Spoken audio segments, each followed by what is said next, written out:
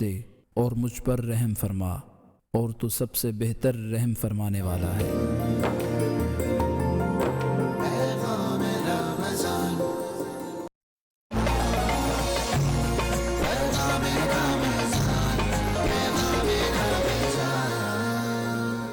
Welcome back, programme میں ایک مرتبہ آپ کو پھر سے خوش آمدید کہتے ہیں، اور یہ سیگمنٹ ہے ہمارا نیکی جناب، جس میں ہم آپ کی ملاقات کرواتے ہیں کسی ایسے ایک شخص سے جو کہ اپنی کہانی، اپنی زندگی کی کہانی آپ کے ساتھ شیئر کرتے ہیں۔ آج ہمارے ساتھ ممتاز صاحب موجود ہیں جن کا تعلق لیا سے ہے، اور یہ اپنی کہانی خود سنائیں گے۔ جی ممتاز صاحب۔ میرا شہر ضلع لیا چوک اعظم ہے، میرے 5 بیٹی ہیں۔ میں نے پہلی بچی کی شادی کی، میرے سے جہیز نہیں مانگا۔ دوسری بچی کی شادی کی، لوگوں نے میرے سے جہیز مانگا، میں نے قرضہ اٹھایا جی۔ اور بچی کی تو شادی کرنی تھی، پریشانی ہو گئی، لوگوں کا میں مقروض ہو گیا، وہاں تنگ کرنے لگے قرضدار، میں یہاں لاہور آ گیا ہوں۔ ابھی میری 3 بیٹیاں بقایا ہیں، 2 بچیوں کا میں نے رشتہ کیا ہوا ہے، مجبوری سے میں وہ ان کی رسخدی نہیں کر سکتا ہوں سر۔ وہ بھی جہیز کا تقاضا کر رہے ہیں جہاں رشتہ کیا ہوا؟ جی ہاں، تو میں وہ یعنی کہ رسخدی نہیں کر سکتا ہوں، پریشان ہوں۔ کچھ بھائی ہیں میرے ساتھ، یہ جان نمازیں لے کے دیے، میں یہ مارکیٹوں میں جان نمازیں، یہ مسواک کا کام کرتا ہوں، کرائے کا مکان ہے، اپنا بچوں کا پیٹ پال رہا ہوں۔ خواتین و حضرات، آپ کے سامنے جو صاحب بیٹھے ہوئے ہیں یہ ہمارے معاشرے کا ایک حصہ ہیں۔ 5 بیٹیوں کے باپ ہیں اور اس وقت اتنے مجبور ہیں کہ ایک بیٹی کی شادی ہوئی ہے جس کا بغیر جہیز کے شادی ہوگی، دوسرے داماد نے جہیز کا مطالبہ شادی سے پہلے کیا اور وصول کیا۔ اب 3 بچیاں باقی ہیں جن میں سے 2 کا رشتہ طے ہو چکا ہے، مگر جہیز نہ ہونے کی وجہ سے اور پیسے نہ ہونے کی وجہ سے ان کی قسمت نہیں کھل رہی، اور اس کے بعد ابھی ایک اور بیٹی باقی ہے۔ سب سے پہلے تو میں آپ کو احساس دلاؤں کیا معاشرہ ہے، یہ ہے ہمارا مسلم معاشرہ، یہ ہیں اہل بیت پہ جان دینے والے، یہ ہیں ہم حرمت رسول پہ مارنے والے، مرنے والے نہیں، ہم اب حرمت رسول پہ مارنے والے بن چکے ہیں۔ ایسا یہ خبیث معاشرہ بن چکا ہے، اور یہاں بیٹھ کے ہم خود کو کیا کیا نہیں کہتے، کس کس رنگ کی پگڑی نہیں باندھتے، کیسی کیسی مسجد کو نہیں مانتے، اور پھر جب انسانیت کی بات آتی ہے، اخلاقیات کی بات آتی ہے، تو ہم بیٹیوں کے مجبور باپوں سے پہلے تقاضا کرتے ہیں کہ اپنے جگر کا ٹکڑا تو ہمیں دے ہی رہے ہو، مگر ساتھ مال متا بھی دو، اور پھر اپنے آپ کو مسلمان کہتے ہیں۔ ذرا سوچئے کہ یہ رسم کب سے چل رہی ہے اور کب تک چلتی رہے گی۔ میرے سامنے ممتاز صاحب ہیں۔ ممتاز صاحب، آپ سے اس وقت معاشرے کو تبدیل کرنے کا نہیں کہہ رہے، مگر ان کی کہانی سن کے اگر چند لوگ بھی یہ مان جائیں گے کہ ہم نے جب کسی کی بیٹی لینی ہے تو ساتھ قیمت نہیں لینی اپنے بیٹے کی، بیٹے کو بیچنا نہیں ہے، بلکہ کسی کی بیٹی لے کر اس کو اپنے گھر کی عزت بنانا ہے، اور اگر اس وقت میرے اس بھائی کی مدد ہو سکے تو جو 3 بیٹیاں رہ گئی ہیں، میرے خیال میں نمبر آ گیا ہے اور پہلی کال آ چکی ہے ہمارے ساتھ۔ جی فرمائیے، کال مل چکی ہے، مجھے بتائیے کون بول رہے ہیں؟ السلام علیکم جی۔ اچھا جی، نام نہیں، بھائی صاحب فرمائیے سر، ممتاز صاحب کے لیے آپ کیا کر سکتے ہیں؟ میں 20,000 ان کو دینا چاہتا ہوں۔ بڑی مہربانی، بڑی مہربانی سر، آپ بالکل اپنا نمبر آپ کا نوٹ کر لیتے ہیں، اور 20,000 روپے دیکھیں، میں نے ابھی جملہ مکمل نہیں کیا، اللہ بڑا کارساز ہے، 20,000 روپے ایک صاحب نے دینے کا مان لیا، اور یقین کیجئے اس طرح کے اور بہت سے لوگ ہوں گے جو اس نمبر پہ ہمیں کال کر کے مزید پیسہ پلیج کریں گے، جو ہم پوری ایمانداری کے ساتھ ممتاز صاحب کو دیں گے تاکہ بچیوں کا گھر بس سکے۔ خواتین حضرات، صرف درخواست آپ کو یہ کرنی ہے کہ جب ہم آنسو بہاتے ہیں سیدہ کائنات کے ذکر پہ، اور جب ہم جان نچھاور کرتے ہیں اپنے آقا پہ، تو ایک دفعہ سوچئے کہ کیا آقا نے کوئی جہیز اپنی بیٹی کو دیا تھا؟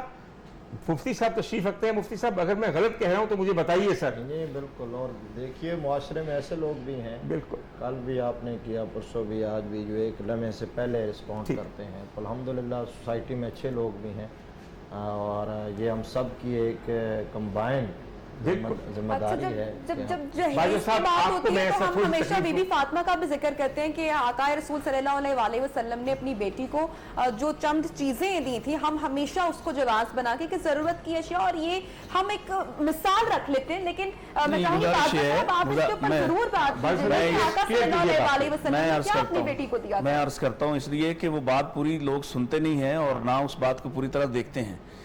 وہ آپ دیکھیں کہ جب شادی طے پائی، رشتہ طے پا گیا، تو نبی کریم صلی اللہ علیہ وسلم نے حضرت علی سے پوچھا کہ تمہارے پاس کیا ہے؟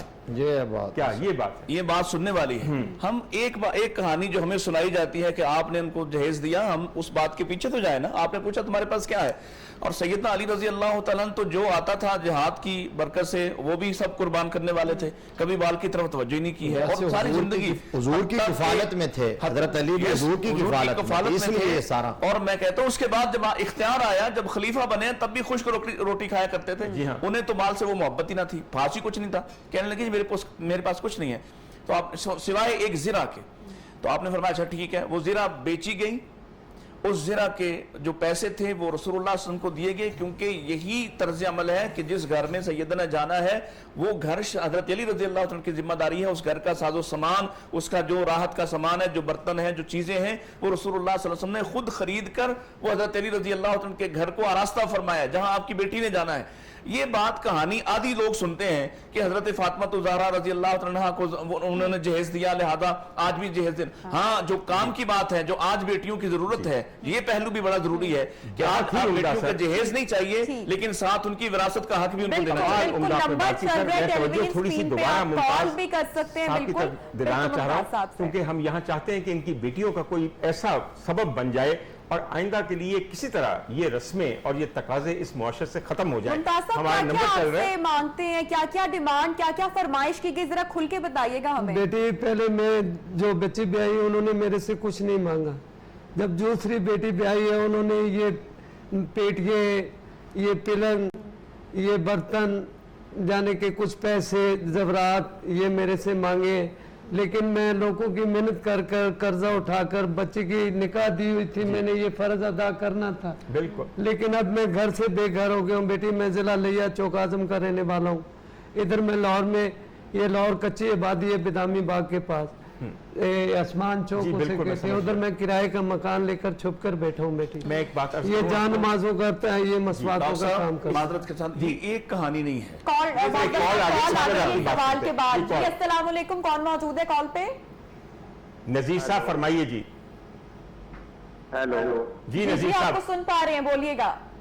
ہاں جی, میں نے 30,000 بہت مہربانی, 30,000 بہت عمدہ. امداد اور کرنا مجھے چاہ رہے یقین ہیں. ہے کہ اور لوگوں کی بھی کال آئیں گی. میں خاص طور پہ بیٹوں کی ماؤں کو اور بیٹیوں کی ماؤں کو یہ کہوں گا, گھر جہیز دینے یا لینے سے نہیں بستے, برکت سے بستے ہیں. آج کل یہاں شادیاں ہوتی ہیں, ایک فنکشن پہ 5 کروڑ لگتا ہے, ایک فنکشن پہ 5 کروڑ لگتا ہے. اگر آپ چند ہزار الگ کریں تو آپ کی بیٹی کی قسمت ہی چمک اٹھے گی, اس کا گھر بھی بس جائے گا, خدا اس کو اولاد صالحہ بھی دے گا. میں سر آخری بات, جب تک اگلی کال آتی ہے, باجوہ صاحب آپ نے جو بات کہی ہے قربان جاؤں, اس ایک واقعے کو درست کر دیا آپ نے کہ میرے سرکار نے آقا زادی کو کوئی جہیز نہیں دیا. حضرت علی سے کہا کہ تمہارے پاس کیا ہے. جو زرہ انہوں نے بیچی, میں قربان جاؤں اس کا واقعہ بھی سنیے. زرہ لے کر مدینے کے دربار کی طرف چلے ہیں, بازار کی طرف چلے ہیں کہ اسے بیچ دوں. راستے میں کون ملا ہے؟ ہائے وہ غنی سخی سلطان جسے ہم کہتے ہیں خلیفۃ عثمان. کہنے لگے علی کس ارادے سے حالت امن میں زرہ لیے جاتے ہو؟ انہوں نے کہا کہ یہ معاملہ ہے, آقا زادی سے نکاح کی بات چل گئی ہے, سرکار نے کہا میری بیٹی کا حق ادا کرو اپنی زرہ بیچ کے. تو کہنے لگے اچھا ذرا مجھے تو دکھاؤ یہ زرہ کیا ہے. کہنے لگے اچھا میں سمجھتا ہوں کہ زرہ جو ہے کافی اچھی فولادی ہے اور 480 دینار اس کی رقم لگے گی. جی اتنی دیر میں ہماری کال بھی آ گئی.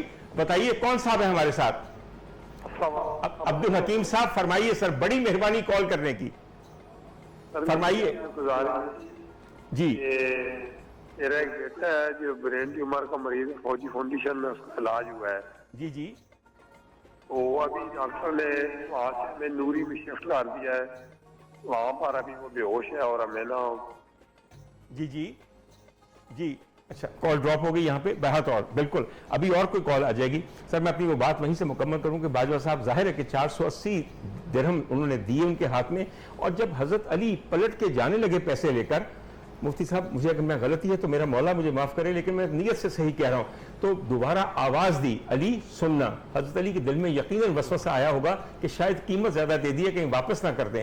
تو جب پلٹ کے دیکھا تو انہوں نے یہ کہا کہ علی اب ہم زلف بننے والے ہیں اور نہ جانے زندگی وفا کرے یا نہ کرے اور تمہارے نکاح میں شامل ہوں یا نہ ہوں اور سیدہ کے نکاح میں شامل ہوں یا نہ ہوں، تو یہ جو 400 یہ زنا جو ہے یہ واپس اپنے سلامی یا اپنی شادی کے تحفے کے سلسلے میں لے تحفہ جاؤ۔ میری طرف سر یہ ہے اخلاقیات، یہ ہے محبت اور بھائی چارہ۔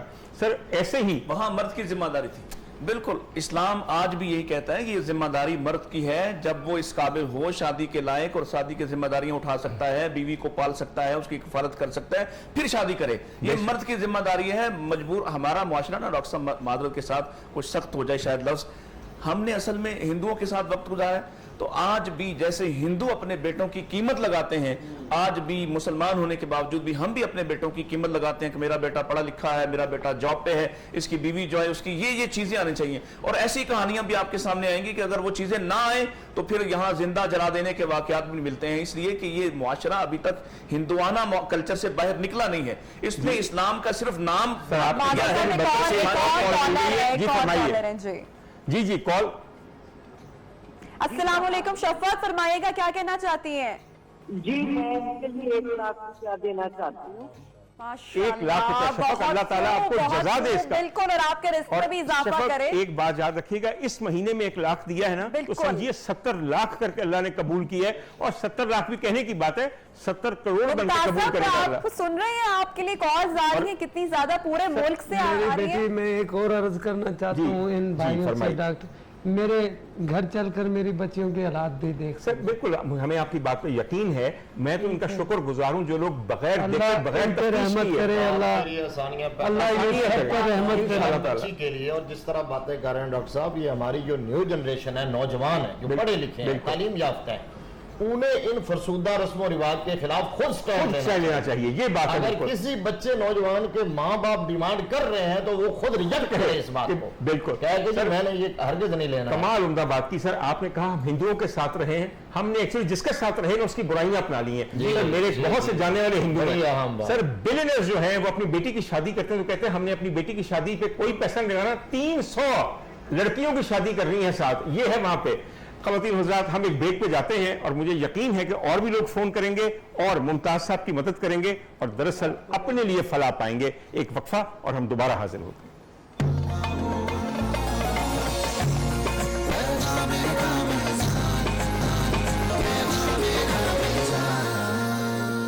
خواتین حضرات، جتنی دیر ہم آپ سے دور رہے ہیں، ایک بات بتا دوں، فون ہمارا مستقل بچتا رہا ہے۔ اس وقت اختر صاحب مانسہرہ سے فون پہ ہیں۔ جی اختر صاحب فرمائیے، ممتاز صاحب کی بیٹیوں کے لیے کیا کرنا چاہتے ہیں؟ اچھا دوبارہ کال کیجیے گا بالکل۔ اور ہم نے یہ سیگمنٹ کا ٹائم بھی آج ڈاکٹر صاحب اس لیے بڑھایا کیونکہ اتنی کالز آ رہی ہیں، اتنا فیڈ بیک ماشاءاللہ آ رہا ہے، اتنے لوگ کال کرنا چاہ رہے ہیں، تو ہم نے آج سیگمنٹ کا جو وقت ہے وہ بھی بڑھا دیا۔ اللہ کرے کہ اتنا جمع ہو جائے کہ ان کی 2 بچیوں میں تینوں کے لیے انشاءاللہ، مجھے پوری امید ہے، اور اللہ کرے کہ جو ہمارے لوگوں میں جذبہ بھی ہے۔ اور یہ یاد رکھنا چاہیے جن کو اللہ تبارک و تعالیٰ نے یہ مال دیا ہے وہ اس کو اپرچونٹی کے طور پر بالکل استعمال کریں، کیونکہ قرآن پاک میں اللہ تبارک و تعالیٰ فرماتا ہے وَفِي أَمْوَالِهِمْ حَقٌّ لِلسَّائِلِ وَالْمَحْرُومِ، یہ مالداروں کے مال میں اللہ نے سائلین اور محرومین کا حق رکھا ہے۔ اس کا مطلب یہ ہے کہ یہ جو لے رہے ہیں اپنا حق لے رہے ہیں، بالکل دے رہے ہیں، ان کا حق دے رہا ہے، تو وہ حق ادا کرنا چاہیے اور اس کے اندر ٹال مٹول نہیں کرنا چاہیے، تاخیر نہیں۔ لوگ اکثر کہتے ہیں کہ اپنے مال میں سے نہیں دے رہا، اس کے دیے میں سے دے رہا۔ اور یہ ڈاک ہے جو ہم تک پہنچتی ہے، اور اگر ہم نے یہ ڈاک آگے نہ پہنچائی تو یہ ہم تک پہنچنا بھی بند ہو جائے گی۔ کالر ہے ہمارے ساتھ غالباً میرے خیال سے، کال ابھی نہیں، میرے خیال ہمارا نمبر چل رہا ہے، اور جو ہی کال آئے گی یا کال کنیکٹ ہوگی تو ہم دوبارہ ان سے بات کریں گے۔ مگر اس دوران آپ یہ نمبر نوٹ کر لیجئے تاکہ آپ جب بھی چاہیں تو اس نمبر پہ کال کر کے اگلے 1-2 دن کے اندر جتنی مدد کر سکتے ہیں ممتاز صاحب کی اتنی کیجئے۔ واقعی ہمارا مقصد تبھی پورا ہوگا اگر ان کا مسئلہ حل ہوگا۔ ایک کال آ چکی ہے، بتائیے جی کون بول رہے ہیں؟ السلام علیکم۔ وعلیکم السلام جی، کون صاحب بول رہے ہیں جی؟ جی میں مدثر بات کر رہا ہوں۔ جی مدثر بھائی فرمائیے، ممتاز صاحب کے لیے کیا کرنا چاہتے ہیں؟ کیا؟ ہلو، السلام علیکم۔ وعلیکم السلام سر، کیا مدد کرنا چاہتے ہیں؟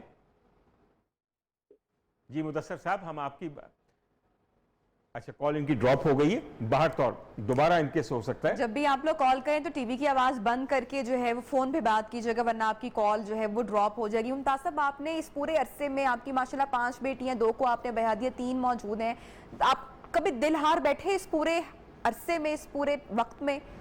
बेटा ये तो काम मेरे साथ कभी जिंदगी में ऐसा नहीं हुआ। एक वक्त का लेके आता हूँ बेटा, ये अंदर से ही माल ले लेता हूँ, किराया है, बिजली का बिल है, वो भी 2-2 महीने कभी मैं किराया भी नहीं दे सकता हूँ, कभी बुखार हो जाता है बेटी, बूढ़ा आदमी हूँ, मेरी 2 कम 70 साल उम्र है बेटी, समझे, बूढ़ा आदमी हूँ, कभी आड़ों में दर्द हो जाता है, कभी काम पे नहीं जाता हूँ तो किराया भी मेरे सर पर आ जाता है। तो मालिक मकान अभी है, अल्लाह उनकी ज़िंदगी करे, अल्लाह उन पे रहमत करे, वो थोड़ा थोड़ा करके मेरे से ले लेते। बिल्कुल सही। अल्लाह करे कि कुछ अरबाब इख्तियार भी हमारी ये ट्रांसमिशन देख रहे हों और वो ये जाने कि किस तरह ये भी एक मसरफ है जिस पे पैसा खर्च होना चाहिए। डॉक्टर साहब, पैसा खर्च करने के अलावा मेरे ज़हन में ये आ रहा था कि ये तरगीब अपनी जगह, जब तक कानून ना हो और उसकी सुपरमेसी ना हो, अमलदारी ना हो। बेशक बेशक। ये तो इतना बड़ा अलमिया बन चुका हमारी सोसाइटी का कि हुकूमतों को कानून बनाना चाहिए असम्बलियों के अंदर, वहाँ कानून बनाए कि जहेज की लानत को मुकम्मल तौर पर मुआशरे से ख़त्म कर दे। ये कानून, और इस्लामी नजरियाती कौंसिल हमारा एक इदारा है फेडरल गवर्नमेंट का, तो उसके अंदर बहुत सारी ये सिफारिशात वो मुरतब करके भेज देते हैं, वो पड़ी रहती है इंतजार में। उन्होंने जहेज को रिजेक्ट किया हुआ है, इस पर बेशुमार उन्होंने लिखा हुआ है। हमें मिलजुल कर हुकूमत को, सिविल सोसाइटी को, आले इल्म को, मीडिया को ऐसा माहौल क्रिएट करना है कि जिसके अंदर निकाह आसान हो जाए, बेशक निकाह आसान हो, और कोई भी बेटी, कोई भी बच्ची वो अपनी दहलीज पर इसलिए ना बैठी रहे कि उसके माँ बाप अफोर्ड नहीं कर सकते हैं, और फिर जो भी हमारे दाएं बाएं लोग हैं उनका हाथ भी बटाना चाहिए। आपसे बिल्कुल मुत्तफिक हूँ, जितने मर्जी कानून बना दीजिए, जब तक दिल नहीं बदलेगा हम कानून की कभी भी पैरोकारी नहीं करेंगे। ये बात बदलने की है वालिदैन की जिनके बेटे हैं, जो अपने बेटे को समझते हैं कि आसमान से उतरा हुआ कोई शहजादा है और बाकियों की बच्चियां उसका पैसे दें। जी सर, कोई कॉल आई? अच्छा सर, कोई बात नहीं, कॉलें आती रहेंगी। मेरे ख्याल में कि आज अब इफ्तार का वक्त लाहौर में होने वाला है बिल्कुल, और हमारी आज की ये ट्रांसमिशन खत्म होने वाली है। आखिर में मैं दरख्वास्त करूंगा मेरे प्यारे दोस्त और भाई जनाब नूर सुल्तान साहब से कि सरकार के हजूर एक सलाम पेश करते हुए हम आज की महफिल का इख्तिताम करें। और मेरी दरख्वास्त है कि सलाम का तकाजा ये है कि हम सब खड़े होकर उनके हजूर हों, और ये ना सिर्फ समझें कि हम यहाँ बैठ के सलाम पेश कर रहे हैं, बल्कि ये समझें कि खुद सरकार सलाम सुनने के लिए यहाँ तशरीफ ले आए हैं, और हमारे दिल की हालत बिल्कुल यही हो। जी बाजवा साहब, अगर अभी तशरीफ है। मुस्तफा जाने रहमत पेला हो सलाम, शमए बज़ में हिदायत पेला हो सलाम, शमए बज़ में हिदायत पेला हो सलाम, शहरियारे इरम ताजदारे हरम, शहरियारे इरम ताजदारे हरम, शहरियारे इरम ताजदारे हरम, शफाअत पे हो सलाम, मुस्तफा जाने रहमत पे लाखो सलाम। हम गरीबों के आका पे बेहद दुरूद, हम गरीबों के आका पे बेहद दुरूद, हम फकीरों की सरवत पे लाखों सलाम, शमए में हिदायत पे लाखों सलाम। जिस तरफ उठ गई दम में दम आ गया जी, जिस तरफ उठ गई दम में दम आ गया, जिस तरफ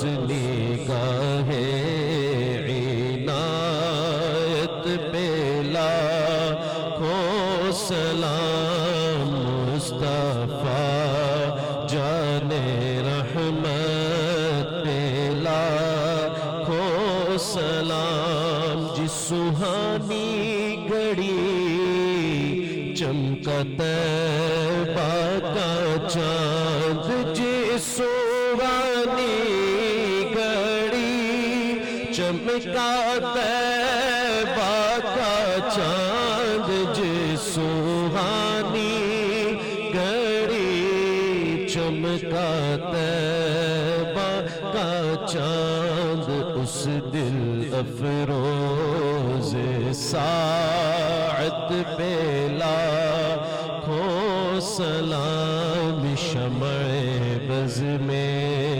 ہدایت پہ لاکھوں سلام پتلی پتلی کولے